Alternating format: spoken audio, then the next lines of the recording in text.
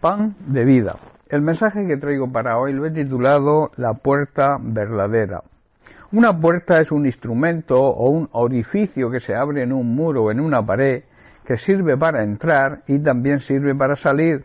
También sirve para negar la entrada a alguien o bien la salida. En estos conceptos vamos a analizar lo que Jesús dijo en Juan capítulo 10, versículos 1 y 2. Dice así Jesús: de cierto os digo, el que no entra por la puerta en el redil de las ovejas, sino que sube por otra parte, ese es ladrón y salteador, mas el que entra por la puerta, el pastor de las ovejas es. Según Apocalipsis 3:7, Jesucristo es el que tiene la llave de David, el que abre y ninguno cierra, y cierra y ninguno abre.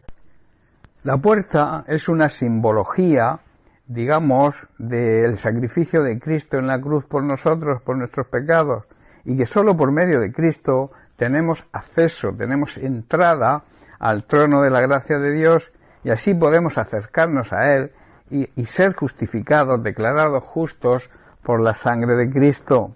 En Romanos capítulo 5, versículos 8 al 10, vemos esto.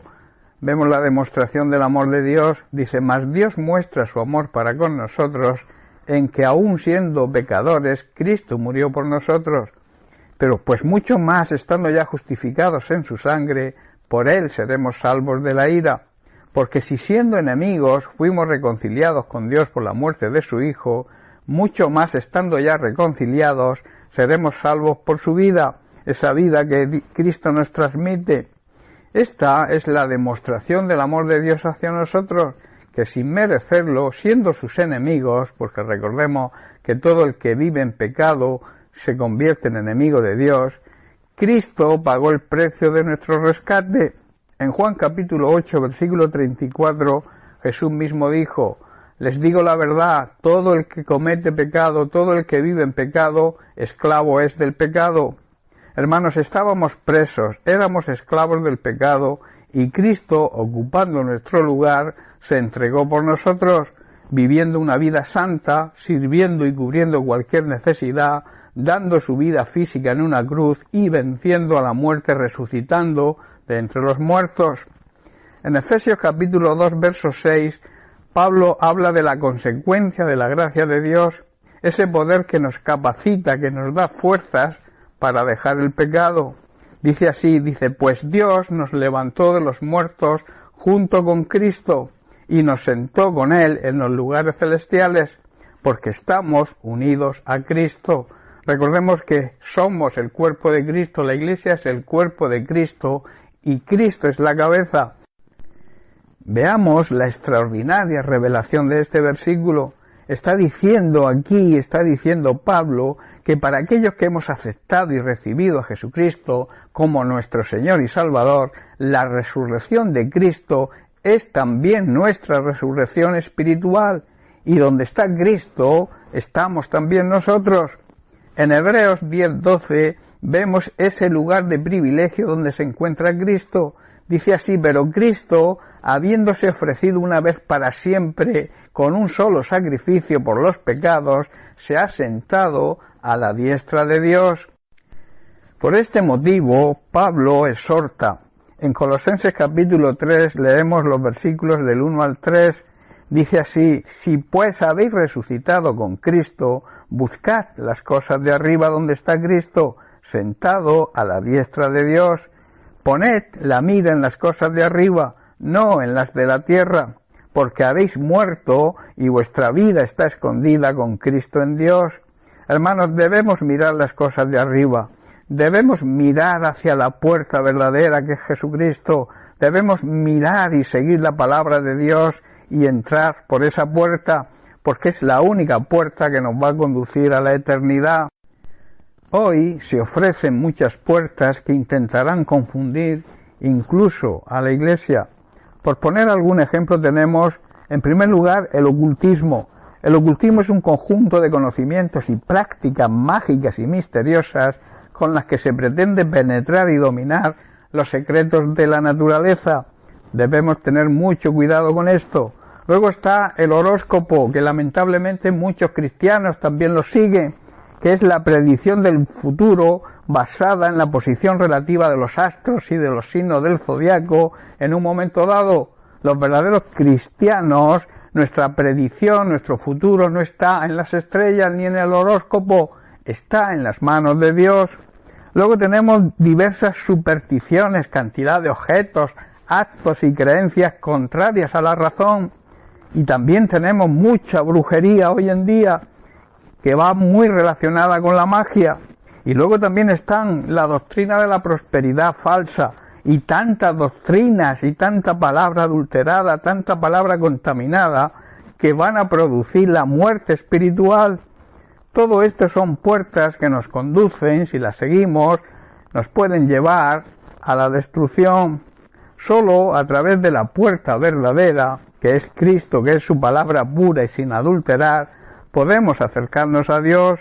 No hay otra opción. El diablo, que es el ladrón y el salteador por excelencia, quiere confundir y a través de sus seguidores, falsos profetas, maestros falsos, pastores e incluso falsos hermanos, querrán mostrarnos otras puertas que nos llevarán a la destrucción, que es el propósito de Satanás y todos sus secuaces. En Mateo capítulo 7, verso 15, Jesús dice y nos advierte: guardaos de los falsos profetas, que vienen a vosotros con vestidos de ovejas, pero por dentro son lobos rapaces. Y Pablo también nos advierte en el libro de los Hechos, capítulo 20, los versículos del 29 al 30, que dice: porque yo sé que después de mi partida, cuando yo me vaya de esta tierra, entrarán en medio de vosotros lobos rapaces, que no perdonarán al rebaño. Y de vosotros mismos, o sea, dentro de la iglesia, se levantarán hombres que hablen cosas perversas para arrastrar tras de sí, incluso a los discípulos. Y Pedro también anuncia en su segunda carta, capítulo 2, verso 1 y 2, pero hubo también falsos profetas entre el pueblo, como habrá entre vosotros falsos maestros, a los que llama Pablo ladrones y salteadores, que introducirán encubiertamente herejías destructoras, o sea, falsas doctrinas con el propósito de destruir a la iglesia, y aún negarán al Señor que los rescató, atrayendo sobre sí mismos destrucción repentina. Este será el final de ellos y de todos aquellos que les sigan. Y en el verso 2 dice: y muchos seguirán sus disoluciones. Una disolución es romper los lazos o los vínculos que existen entre las personas, y por causa de los cuales el camino de la verdad será blasfemado. En otras palabras, Jesucristo, que es el camino, Jesucristo, que es la verdad y la vida, será blasfemado, será vituperado.